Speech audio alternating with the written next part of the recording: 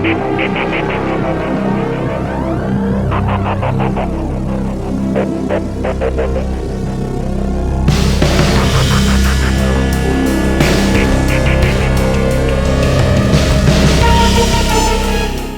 Philippine Air Force gears up for an improvement of both its capability and organization as the AFP modernization program implementation process intensifies with the acquisition of military hardware left and right, and with as many willing bidding suppliers as possible.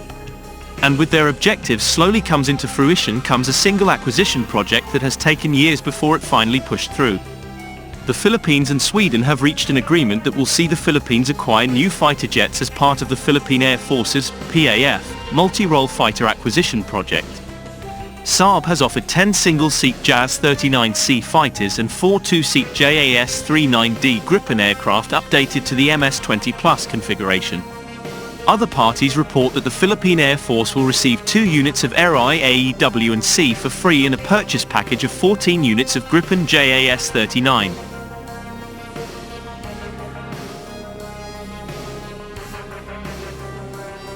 According to these series of reports provided, the Philippine Air Force awards the contract for at least 2 long-range patrol aircraft or LRPA under the acquisition project of the same name to the Israeli defense firm Elbit Systems Limited, whereby they will provide their respective sensor suites and other components. With the current situation in Israel, especially with its war with Hamas, some concerns have been raised, especially regarding the delivery schedules of the Philippine Air Force's long-range patrol aircraft as supplied by Israel's Elbit Systems Limited. To take note, the original delivery date of the second quarter of 2025 for the first aircraft and the second quarter of 2026 for the second aircraft may potentially get delayed as the military-industrial resources of Israel focus more on supporting the country's means of defending itself. With the Philippine government opting for the Saab JAS-39 Gripen, what will be part of the deal? There are additional pre-loved units and additional parts required that will make Gripen's operation smooth and efficient, and also to avoid parts problems. One possible inclusion is having an airborne early warning and control system, AEW&C aircraft. In Thailand's Gripen's deal with Saab, they acquired 12 JAS-39 Gripen CD that were delivered in 2 batches in a Saab 340 Erieye airborne early warning and control aircraft. And even before the first batch of 6 Gripen CD was delivered in 2011, the Saab 340 Erieye was already delivered to Thailand by December 2010 in preparation for the arrival of the first batch of 6 Gripen CD. The only difference with Thailand's Gripen deal with the Philippine government is the non-inclusion of additional EDA Gripens to the deal which the Philippine government has. AEW&C is part of the Philippine Air Force acquisition to enable more of its air defense capabilities. Is it good to have such aircraft that we can have in a deal from acquiring JAS-39 Gripen like what Thailand did?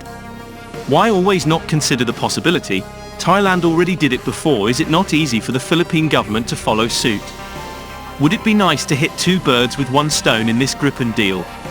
Having both multi-role fighters and AEW&C in just one deal? What more if the Philippine Air Force can have brand new air defense fighters including additional pre-loved aircraft, other items essential for air defense, and that commitment for technical support of those Gripens? The S-100B Argus airborne early warning and control aircraft entered service with the Swedish Air Force in 1997. The S-100B is a Saab 340B aircraft, built by Saab Aircraft, with an Erieye mission radar from Saab, formerly Ericsson, Microwave Systems. Compared to the traditional circular radar on AWACS planes, such as the E-3 Sentry, the Saab 340 has a non-movable PS-890 AESA radar made with the Erieye system which offers lower drag, but has a dead zone directly behind and in front of the plane, with a 120-degree zone of scan on either side of the airframe. The mounted radar is capable of tracking ships, planes and missiles up to 300 to 400 kilometers while at an altitude of 20,000 feet.